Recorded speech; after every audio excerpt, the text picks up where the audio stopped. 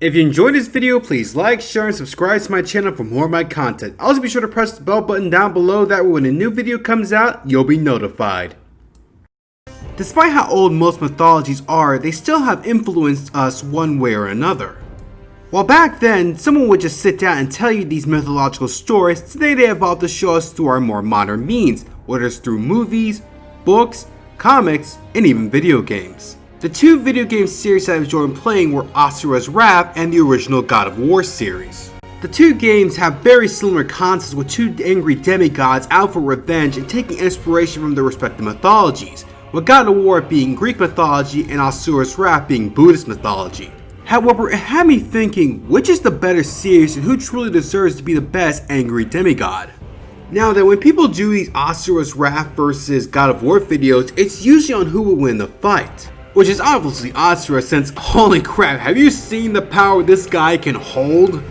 But today I'll be going over their games, which games are the best and how they truly hold up. And I'll even go into detail about their respective mythologies as well. Also, major spoilers for both the God of War series and Asura's Wrath for the entire video. Also, I'll mainly be focusing on the original three games, though I will give a brief mention to God of War 2018 later on. Also, no prequels. Sorry, it's just this video is going to be long enough as it is. Anyway, let's begin. The original God of War from 2005 for the PlayStation 2 tells the story of Kratos, a Spartan warrior who led his troops into battle and conquest. During one battle, Kratos is about to die, but he makes a deal with Ares, the God of War. If Ares saves his life, he will be his eternal servant. So Ares does that and Kratos goes on a path of death and destruction. Unfortunately, one day, Kratos accidentally kills his family, in which their ashes are stuck to him, giving him the nickname, the Ghost of Sparta.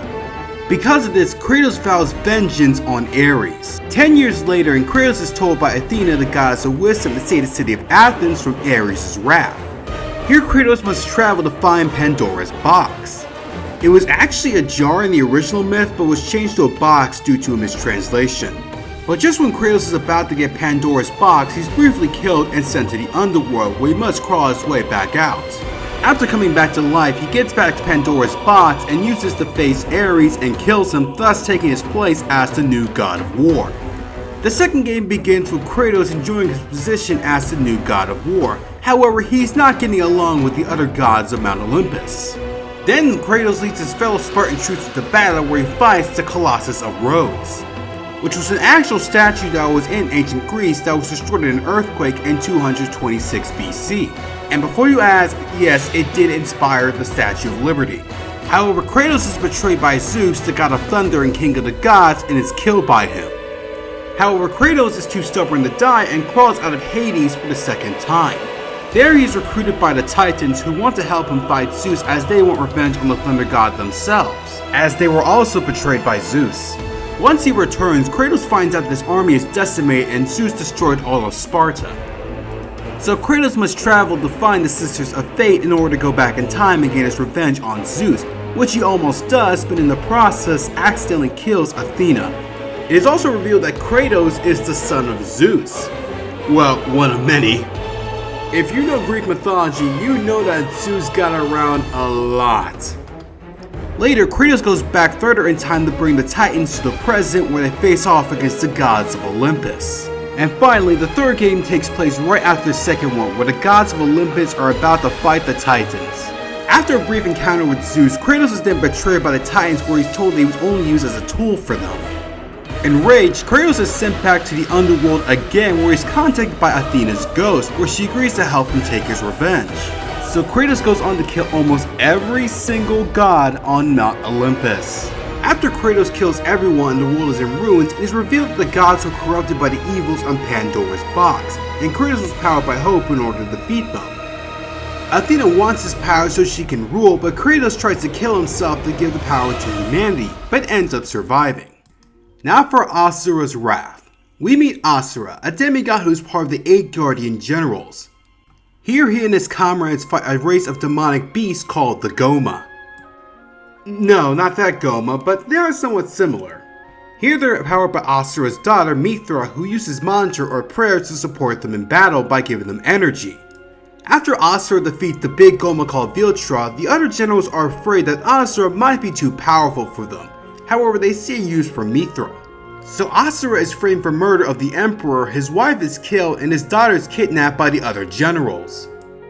Asura is then killed and sent to Naraka, the underworld. However, with the help of a mysterious golden spider, he climbs his way out of there. When Asura reawakens, it's been 12,000 years and the world has gotten worse. However, the remaining 8 guardian generals have become the 7 deities, which is made up of Santa Claus, Sun Wukong, King Boomy, the Joker, Shu Shang from Dynasty Warriors, Mariah from Stardust Crusaders, and Ganondorf. Okay fine, their real names are Wyzen, August, Kaoro, Sergei, Yasha, Olga, and Deus. Here the 7 deities kill the citizens of the world in order to collect their souls to use as energy in order to fight the Goma. Enraged by the actions of his former comrades, Asura must exact his revenge on the 7 deities and save his daughter. All the while, it is revealed that the golden spider is actually the creator god Chakravartin, who was behind everything. Turns out this was all a test for Asura to make him the new god of his universe, which he does pass, but Asura doesn't take this lightly and begins to have one final battle with Chakravartin, which he sacrifices himself in the end. So, where do we begin with these games? Well, let's start with the gameplay first. Both games have very fun and great styles of gameplay. In God of War, your main weapon is the Blades of Chaos, though later on in the game you get different weapons to go along with your journey, such as the Blade of Artemis, the Spear of Destiny, and the Bow of Apollo. In the first game, the gods of Olympus actually give you some of their powers to help you out. But when they turn against you, you have to work to get your powers another way. And then finally in the third game, you just take the gods' powers from the cold dead corpses. Not to mention, over time you can upgrade your moves to either make them more powerful or add different combos. Here you face a wide variety of enemies from Greek mythology such as Gorgons, Harpies, Cyclopses, and Minotaurs. And in God of War 2 there are sections in the game where you're flying on a flaming Pegasus and fighting griffins. My main issue comes from the fact there's a lack of camera control in these games. This can be especially annoying in the case you're surrounded by a ton of enemies or if you just want to check out the scenery. Another factor is that the first 2 games are quite difficult as it gives you puzzles and obstacles that leave you stuck there for a while. And trust me, they can leave you be quite infuriated, but if you can get past them, they will leave you with a sense of satisfaction. And are not seen as much in God of War 3 compared to the previous 2. For Asura's Wrath, it's fun where you're basically punching and doing energy blasts, but unlike God of War, your enemies are not that varied as you're either fighting soldiers or the Goma. There are moments in the game where you're running towards an objective, falling down from the sky and shooting anything that gets in your way, or standing still and shooting back at enemy ships. And even on a few missions you play as Yasha, who has his own fighting style, so does manage to change things up. The main complaint that Asura's Wrath constantly gets is the amount of quick time events that it has, to the point where many call it an interactive anime. But I would argue that God of War also has more of these quick time events, it's just that they are incorporated into the game, while for Asura's Wrath it's mostly in the cutscenes. Which, I will agree, that is Asura's Wrath's biggest flaw. While I do find it enjoyable to get an excellent score on the QuickTime events, the main issue is that Asura's Wrath is 60% cutscenes and 40% gameplay. Because the story here is so good, you get distracted by the cutscenes, and when the QuickTime events come, you immediately remember, oh yeah, that's right, I'm playing a game here. Which is why most people recommend you actually watch Asura's Wrath instead of playing it. So for gameplay, I have to give it the God of War. The graphics in both games just look great. Though in God of War's case, you're going to have to deal with PS2 era graphics that haven't aged all that well. But with each game, the graphics get better and better, with the third one looking the best, especially with the PS4 remastered version. And I will admit, back in 2005 and 2007, these graphics were probably seen as groundbreaking and amazing. And that some of the cinematic cutscenes actually do look pretty good. Asura's Wrath's graphics actually hold up very well. Because it has this anime yet realistic look to it, it still looks very good. Though I will admit some of the background characters do look pretty stiff. Aside from that, the game is still very pleasing to look at and it deserves to be remastered in HD. That being said though, God of War's backgrounds are a lot better as you're given a wide variety of places to go to, from ancient Greek cities to temples with their own mazes, to deserts, to mountains and fields, to various versions of the underworld. with the designs of these places looking awe-inspiring and giving life to the world of God of War. Asura's Wrath unfortunately doesn't have this. Don't get me wrong, the backgrounds in Asura's Wrath look beautiful, but they're not that interesting compared to God of War's, with it mostly being set in either the mountains or space with a few exceptions here and there. And at the end of every mission you get these beautifully drawn still frames to actually explain to you what's going on in this world. The music for both of these series are also great. The original God of War series has this grand scale orchestral score where it showcases Kratos' feelings of rage and revenge. Throughout the game's soundtrack you constantly hear the name Kratos and the word Eryxi, which is Greek for vengeance. Asura's Wrath on the other hand has one of the most beautiful soundtracks I have ever heard in any video game. It gives this wide array of scores. Here they can range from the anger of Asura to its calmness and desperation. Even Yaksha's weird Wild West theme has a purpose to the story. Even classical music such as Dvorak's Symphonies 9 is also played as well. The main theme, In Your Belief, has this hopeful message to it when it's sung, in which I give the edge to Asura's Wrath here. Both of their stories are downright amazing. The original God of War is like a modern day Greek tragedy, taking inspiration from classic Greek tales such as the Iliad, the Odyssey, and especially the 12 Labors of Heracles. Don't you mean Hercules? No, Hercules was the Roman name for him. Heracles is his actual true name. It's just that Hercules was the one that managed to win out. That being said, I like the first game's story due to its simplicity and being like those aforementioned Greek stories. I like the first half of the second game for the exact same reasons, but once they introduce the time travel plot, that's when it begins to lose me. And I'll admit, I'm not a huge fan of those, mainly due to how confusing things can get. That's right, I didn't like the middle part of Avengers Endgame, sue me. But I love the third game's story due to how epic it is, with it being the final send-off to Kratos. Well, at least until 2018. With Asura's Wrath, you become very invested in the story. It feels like you're watching an anime to the point where you forget you're playing a video game as stated before. We go through Asura's journey, we see his successes, his failures, it makes you want to root for him even more. However, I will admit that Asura's Wrath story seems like a combination of all the God of War games mixed into one. Which is why some will claim that Asura's Wrath is a God of War ripoff, but I feel like Asura's Wrath manages to improve on certain factors such as characters and motivation, which we'll get more into later. Speaking of which, both take heavy inspiration from the source material, however in the case of God of War, the stuff they use is more recognizable. As mentioned before, you face a wide variety of enemies from Greek mythology.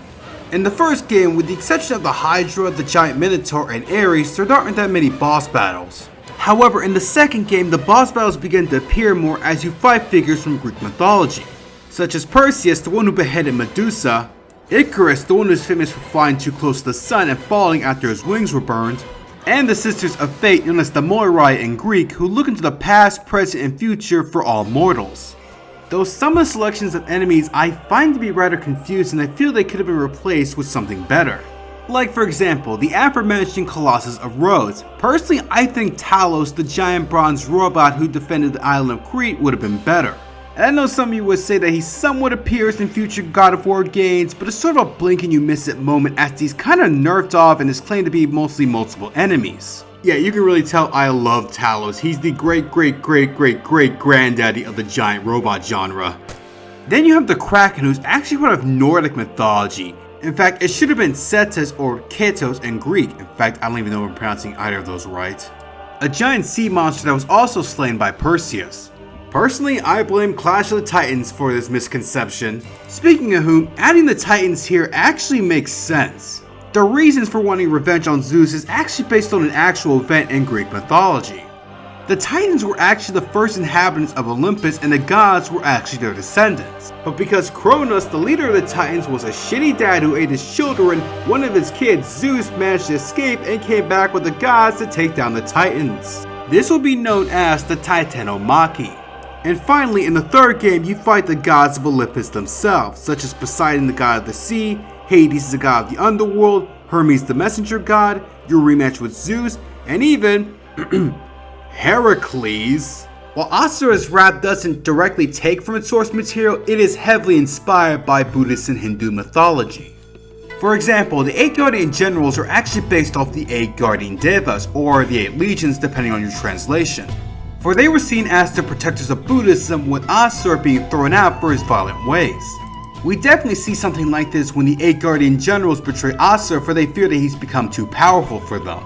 The Asura in Buddhist mythology are multi-faced beings with 6 arms who are known for their unyielding rage.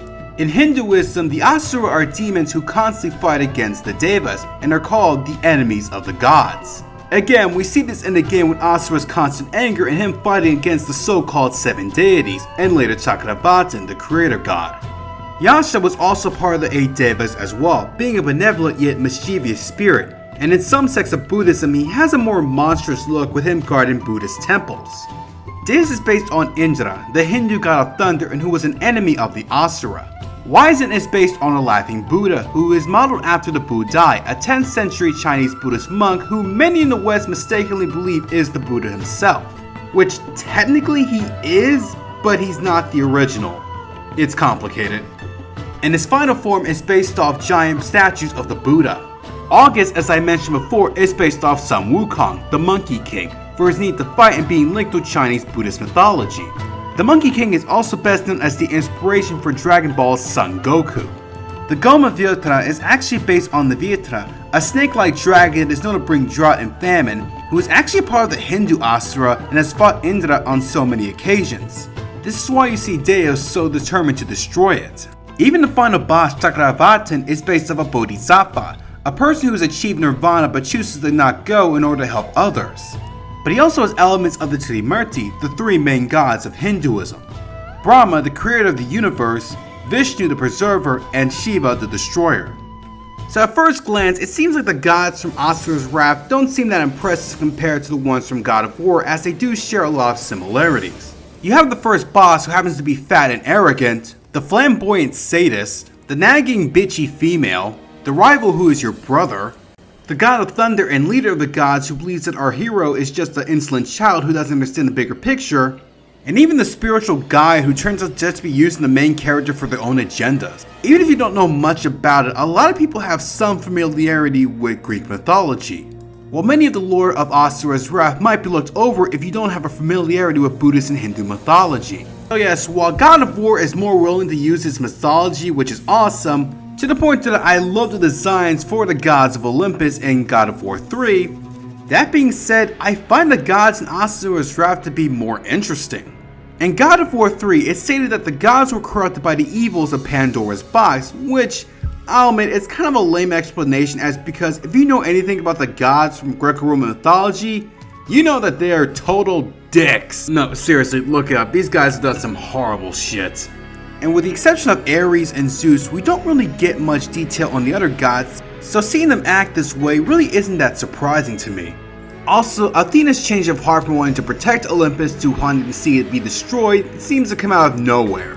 But the gods in Asura's Wrath are more layered, as we get to know more about them and their reasons for their actions.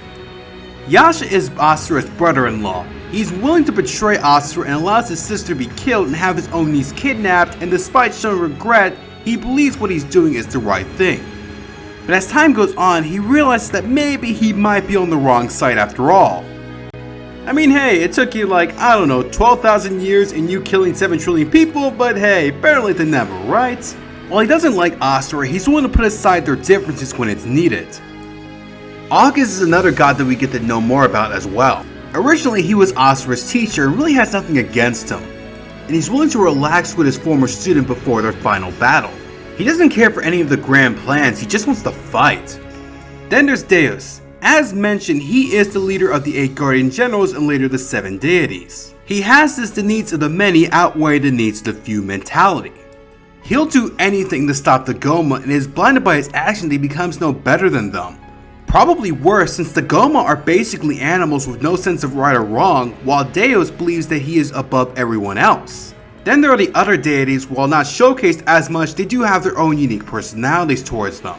Whether it's Wisen's arrogance, Olga's blind loyalty, Sergei's sadism, or Kalro's tactical mind.